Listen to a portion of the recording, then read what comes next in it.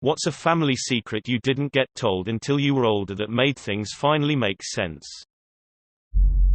That my sister, she was 16 when I was born, and kicked out, is my mother. Her mother, my grandma, raised me as her daughter. It doesn't end there. I was a product of abuse from a family friend. To this day I don't know who my real dad is. My grandma was in her 40s when she had me, and my sister was sent to a boarding school when she was pregnant with me. My sister has no idea that I know.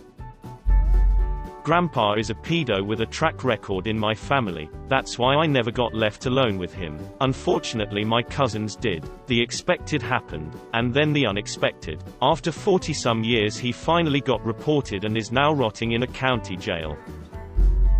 Something felt strange about my grandfather's funeral. Just the way they were emphasizing his place in heaven. Later found out that he shot himself in the heart with a 357. Same side of the family also had seemingly random people show up at family gatherings throughout my life that ended up being illegitimate children of my grandma. I just started gaining uncles and cousins. Confused the shit out of me as a child.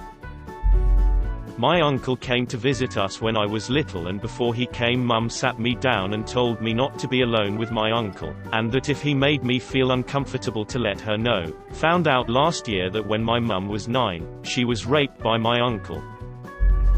My grandpa burned to death. I found out he died when I was a kid, but was not allowed to go to his funeral, and they told me he had a heart attack. I was so confused because everyone around me would clam up when I asked about him. Turns out that he had a heart attack while trying to put out a field fire, collapsed, and burned. I still have no idea how long it took for people to find him, but I'm assuming it was hours.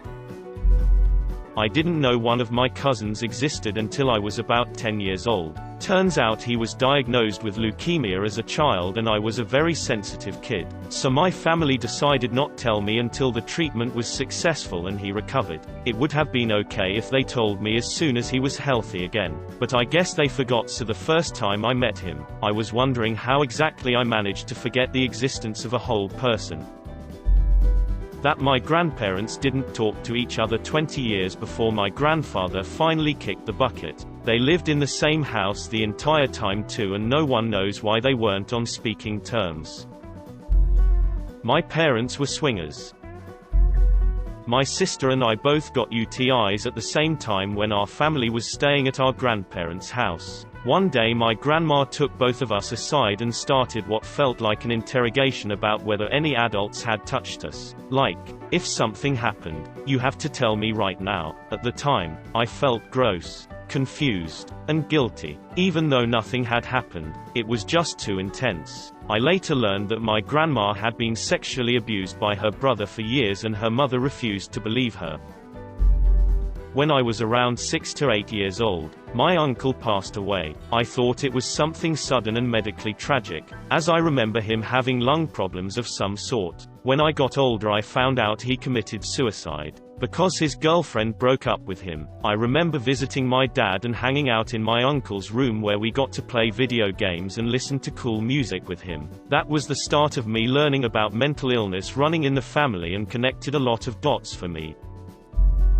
Was told my aunt and uncle died because of a carbon monoxide leak in their house. When I was 16 I was told the truth. My uncle was having serious money problems. He shot my aunt and then hung himself.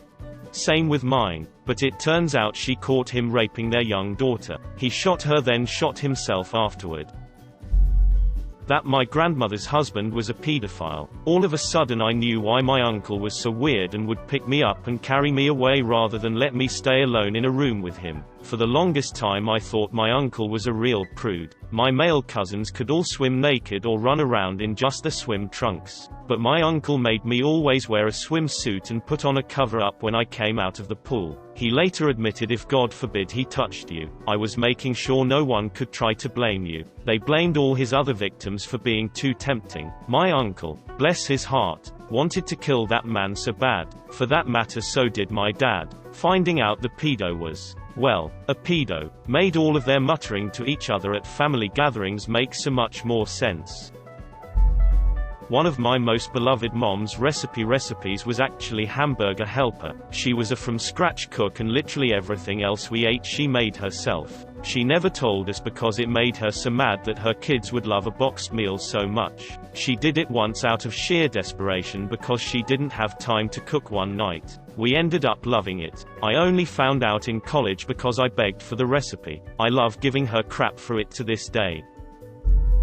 My late father was a great dad. Went to work, came home every night, and nothing was really out of the ordinary except that he would ask my sisters and I to let him use the money from our piggy banks. My granddad lived with us and he had a great pension and relatively no bills. So he spoiled us rotten and would always give us money because he knew we had it, but told us not to tell anyone and that he'd give it back. He would also really only have two moods: really cranky or extremely sweet. My sisters and I called it his nice face. This was all we knew until I was about in 8th grade. We went to a private school and my dad would tell us school was cancelled, there was a gas leak, institute days etc., and we would stay home. When we would go back to school, nobody else would know what we meant as they had been in school. One day, just before my graduation, my mom let out a scream and started screaming. Our house was being foreclosed on and my dad hadn't been paying the mortgage and had been trying to cover up for the fact that he had been a functional cocaine addict. The nice face was when he was high. The school absences were because he'd spent tuition money on drugs and then had to pay before my mom caught wind. Apparently, it had gotten worse by this time, but he'd been an addict for more than 20 years and none of us knew. As the smallest of 3 brothers, I always thought that I was a mistake. My brothers are 10 and 12 years older than me. Also, I grew up kind of overprotected and sometimes spoiled. There were Christmases where I received gifts from everybody. In some way it made me think that was a compensation of some sort. This Christmas Mom passed the holidays with me and my family and I bluntly asked her, was I a mistake or was I planned? Turns out I was the most planned one. She had a tumor in her uterus with high risk of being cancerous, and for some reason in the late 70s the doctor recommended her to get pregnant to take out her womb and all the tumor. The pregnancy would be of high risk, but she committed. I was born an 8 months child, plus 1 month in incubator, and Mom got all her tumors out. They never told me because I could feel unwanted or guilty. My dad never called his stepmom anything but her real name, Margaret. He has 7 brothers and sisters and they all called her Mom or some form of that. When I got older, it turns out my grandpa was actually cheating on my real grandma, my dad's mom, with Margaret while she was dying for colon cancer. My dad was 5 when she dies, and as she was dying my dad had to call my grandpa to tell him to come home because she was dying. After that, Margaret and her 3 kids moved in and my dad was forced to live with his sister who was 18 and married. This was late 70s back country, so not abnormal for the time. From then until he turned 16 when he decided to move in with his best friend and his mom. So I learned that he probably has always had resentment towards Margaret because of everything that happened when he was so young and never wanted to call her anything that resembled a mother because that's not what she was to him. My aunt was somebody's mistress for decades. Explains why she never married, and what had always seemed like an odd intensity of grief over the death of her friend.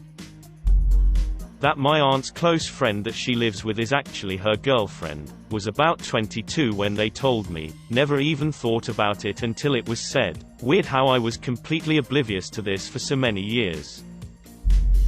Not all that extreme, but it was emotional for me. My grandfather was the typical tough, rugged mountain man. He never expressed emotion and in fact rarely ever even spoke at family gatherings. He would just sit in the corner drinking beer. I never felt that he and I had a very good relationship. Considering I was the weird, artsy kid in the family, we didn't have much to talk about because we couldn't relate to each other well. He died of lung cancer 2 years ago. A couple of months after he died, I was visiting my parents and my mom pulled out a shoebox that belonged to him filled with sentimental photographs that he kept hidden in his closet. Nobody knew about it until after he died and they were cleaning his things out. Almost every single photograph was of me. It broke my heart. I wish I would have been closer to him. He clearly loved me a lot more than I thought he did.